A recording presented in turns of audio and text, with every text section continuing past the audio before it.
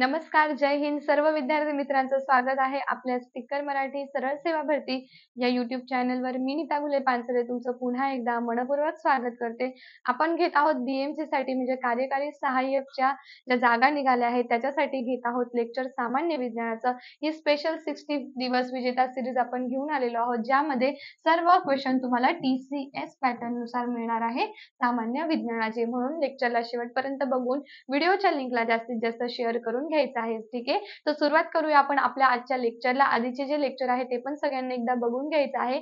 ते लेक्चर बघितल्यानंतर पुढचे क्वेश्चन आन्सर पण कळणार आहे तुम्हाला, कारण आपण पहिले बेसिक पासून सुरुवात केलेली आहे. सो आधीचे जेवढे जे लेक्चर झालेले आहेत 22 लेक्चर आपले झालेले आहेत. सो ते पण बघून घ्यायचं आहे. काही अडीअडचण असेल तर तुम्ही कमेंट करून सांगत चला, किंवा काही टॉपिक मध्ये तुम्हाला अडचण आहे जे क्लिअर नाही होत आहे ते सांगितलं तरी सुद्धा चालणार आहे. ठीक आहे, TCS पॅटर्न नुसारचे आपण हे क्वेश्चन घेऊन येत आहोत. अतिसंभाव्य प्रश्नांचे विश्लेषण इथे घेत आहोत. कशासाठी? कार्यकारी सहाय्यकसाठी, बृहन्मुंबई महानगरपालिका म्हणजे BMCच्या. ओके, तर पहिला प्रश्न बघा काय आहे.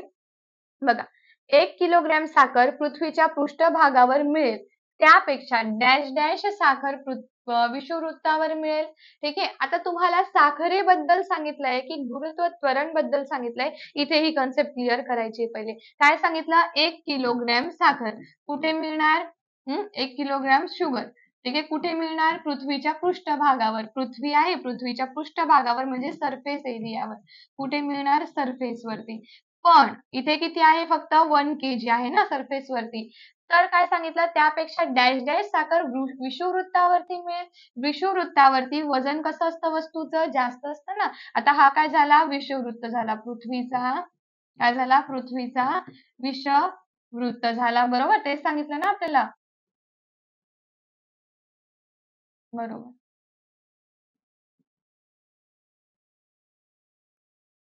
ठीक आहे, पृथ्वीचा विषुववृत्त झाला आणि हे काय झालं? सरफेस झालं. सरफेसवर किती होती? 1 किलो होती. तर त्याच्यापेक्षा विषुववृत्तावरती वजन कसं असतं? जास्त असतं का कमी असतं?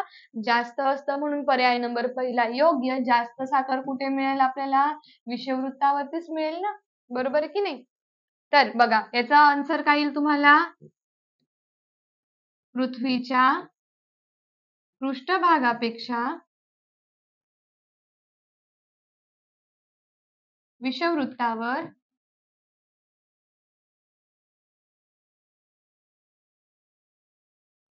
वस्तूचे वजन कसे असते? जास्त असते. म्हणून जास्त साखर कुठे मिळेल आपल्याला? विषुववृत्तावरून मिळेल. लक्षात आलंय? म्हणून पर्याय नंबर पहिला योग्य. सेशन आवडत असेल, क्वेश्चन आन्सर समजत असतील, पटकन लाईक करायचंय, लिंकला शेअर करायचंय. ओके, पुढचा प्रश्न बघा. खालील कुठल्या रोगाची ग्रस्त व्यक्ती नेत्रदान करू शकत नाही? नेत्रदान करायचंय, पण जर एखादा रोग झालेला असेल त्या व्यक्तीला, ठीक आहे, तर त्याच्यानंतर तो नेत्रदान करू शकणार नाही. मोतीबिंदू शस्त्रक्रिया झालेला नाही करू शकत का? मधुमेह रोगी नाही करू शकत, धनुर्वात रोगी, उच्च रक्तदाब रोगी. तर कोण नेत्रदान करू शकतो आणि कोण नेत्रदान नाही करणार सांगा बरं. तर बघा, मोतीबिंदू शस्त्रक्रिया झालेली असेल तरी सुद्धा त्याचे जे लेन्स आहे त्या बदललेल्या असतील तर ऑब्व्हियसली त्या व्यक्तीला दिसेल, तर तो नेत्रदान करू शकतो. ठीक आहे, मधुमेह जरी झालेला असेल तर ते रक्ताचा संबंध आहे. ठीक आहे, इन्सुलिनचा संबंध आहे, तर ते डोळ्यांना त्रास देणार नाही, तर तरी पण नेत्रदान करू शकतो.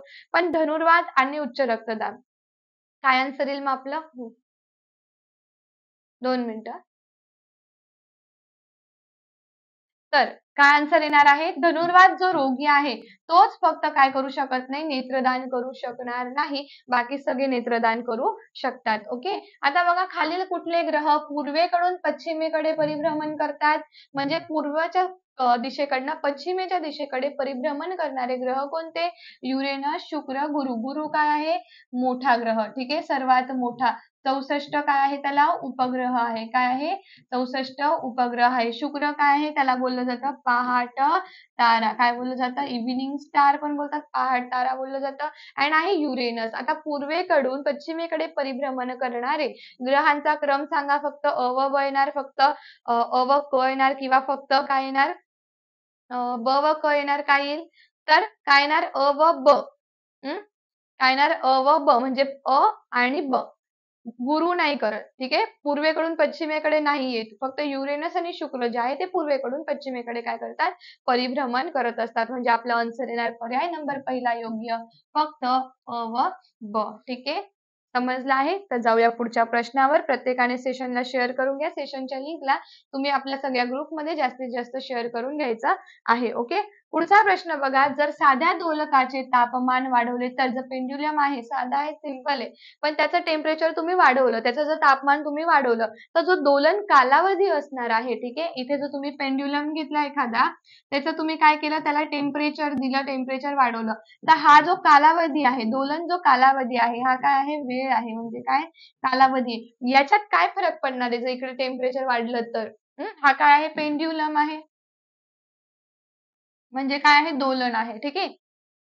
म्हणजे काय आहे, दोलन आहे. त्याला तुम्ही काय दिलं आहे, टेम्परेचर दिलंय. मग ह्या कालावधीत काय चेंजेस होणार, तर दोलन काळ काय होणार, नेहमी टेम्परेचर दिल्यामुळे तो वाढणार.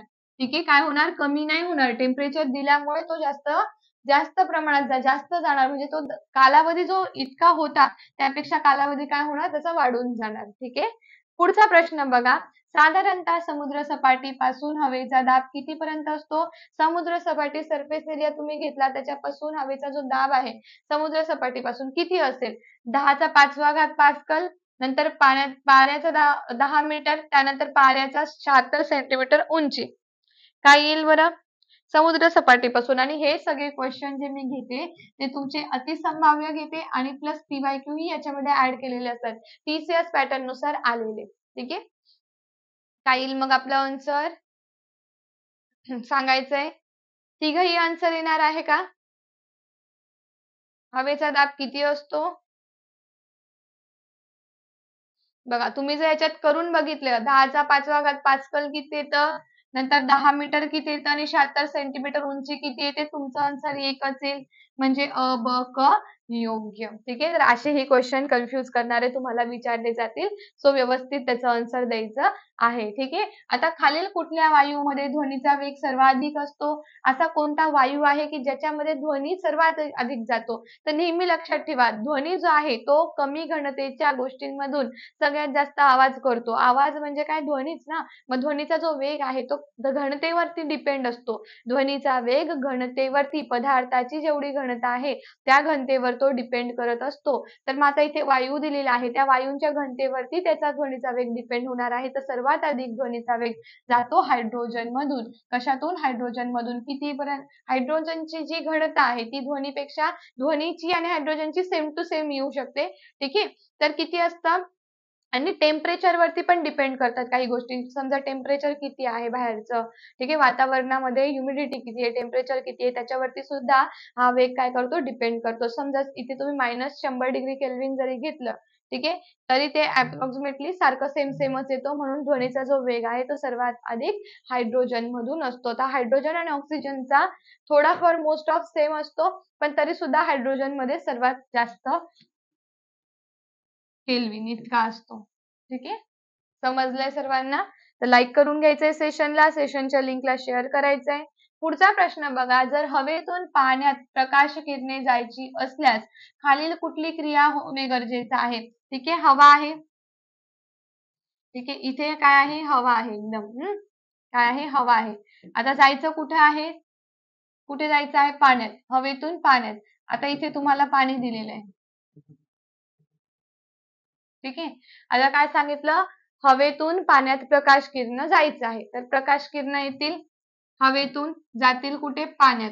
काय होणार मग? बघा, मी काय केलं इथे, दिशा बदलली. काय झालेलं आहे? दिशा बदललेली आहे. मग ह्याला काय म्हणतात? प्रकाश किरणांनी दिशा बदलली. ह्याला काय म्हणतात? प्रकाश किरण एका पारदर्शक माध्यमातून दुसऱ्या पारदर्शक माध्यमात प्रवेश करताना आपली दिशा बदलतात आणि ह्याच गोष्टीला आपण प्रकाशाची कोणती क्रिया म्हणतो? 8वा जरा प्रकाशाची क्रिया बोलतो अपवर्तन. काय बोलतो? अपवर्तन. प्रकाश किरण एका माध्यमातून दुसऱ्या माध्यमात जाताना आपली दिशा बदलणे याला म्हटलं जातं प्रकाशाचे अपवर्तन होणे. विकिरण होणे आणि अपस्करण होणे म्हणजे काय? अपस्करणाचा अर्थ काय होतो की प्रकाश किरण अंगभूत रंगांमध्ये विभक्तीकरण करण्याच्या क्रियेला प्रकाशाचे अपस्करण म्हटले जाते. तर प्रकाश वेगवेगळ्या दिशेने काय होतो? जर वेगवेगळ्या दिशेला स्कॅटर्ड होणे म्हणजे काय? विकिरण होणे म्हणजे प्रकाश किरण एका पर्टिक्युलर थेंबावरती पर्टिक्युलर गोष्टीवरती पडल्यानंतर जिथून काय होतं ते स्कॅटर होतात त्याचं विकिरण होतं. समजलं? विकिरण होणे म्हणजे काय? की प्रकाश किरण कुठल्या तरी पर्टिक्युलर गोष्टीवर पडत आहे आणि त्या गोष्टीपासून सगळीकडे विखुरले जातात. त्याला प्रकाशाचे काय बोलतात? विकिरण असे म्हणतात. एका दिशेने प्रकाश जरी आला तर तो सगळ्या दिशेने विखुरला जाणार त्याला बोललं जातं विकिरण. आणि परावर्तन म्हणजे काय? प्रकाश किरण आले त्याच दिशेने परावर्तित होतात त्याला बोललं जातं प्रकाशाचं परावर्तन. ठीक आहे? समजलेलं आहे. तर याचं आन्सर काय आलं? प्रकाशाचे अपवर्तन आलेलं आहे. इथे काय मीडियम आहे? हवा आहे. दुसरं मीडियम काय आहे? पाणी आहे. एक माध्यम हवा आहे, दुसरं माध्यम पाणी आहे. दोघंही कसे आहे? पारदर्शक आहे. कळत असेल तर सेशनला लाईक करून लिंकला पटापट शेअर करून घ्यायचं आहे. ओके. पुढचा प्रश्न बघा. 12 मार्च 2016 रोजी जवळपास 344 एकत्रित औषधांवर 2016 रोजी जवळपास तेच सांगितलंय. 344 आरोग्य मंत्रालयाने बंदी घातली यात खालील औषधांचा समावेश आहे. डबल झालेला आहे. ठीक आहे. इथे समजून घ्या की 2016ला 344 औषधांवरती आरोग्य मंत्रालयाने बंदी घातली. यामध्ये कोण येतात? विक्स ॲक्शन 500 आणि कोरेक्स सिरप. दोघं पण येणार आहे. पहिला आणि दुसरा योग्य. हे PYQ घेतलेले आहेत म्हणून जसेच्या तसे प्रश्न इथे आलेले आहेत. हे PYQ आहे. ठीक आहे. शेवटचा प्रश्न काय दिलेला आहे बघा. नव्याने आवर्त सारणीत समावेश केलेले 4 मूलद्रव्यांपैकी जपान या नावाशी संबंधित मूलद्रव्य कोणता? ठीक आहे. नव्याने जो झालेला आहे तो आहे निओनियम 113. ठीक आहे. याचा काय झालेला आहे? समावेश झालेला आहे ज्याचा अणुक्रमांक 113 आहे आणि हा कृत्रिमरित्या सापडतो. ठीक आहे. समजलेला आहे. तर ह्याचा हा नवीन टाकलेला आहे आवर्त सारणीमध्ये. ठीक आहे. गट 13 मध्ये त्याला बोरॉन गट सुद्धा म्हणतात. हे पण लक्षात ठेवा. बोरॉन गट सुद्धा त्याला म्हटलं जातं. आजसाठी इतकंच. ठीक आहे. लेक्चर समजतंय ना? सेशनला लाईक करून घ्यायचं आहे. जास्तीत जास्त आपल्या सगळ्या ग्रुपमध्ये या लेक्चरला शेअर करा. लेक्चरच्या लिंकला तुम्ही शेअर करत नाही. लेक्चरला शेअर करून घ्यायचं आहे. सेशनला लाईक करायचं आहे. तुम्ही चॅनलवर नवीन असाल तर टिकर मराठी सरळ सेवा भरती चॅनलला सबस्क्राईब करा. पुन्हा भेटूया नवीन क्वेश्चन सोबत. तोपर्यंत bye bye. Take care. Wish you all the best. जय हिंद. Thank you.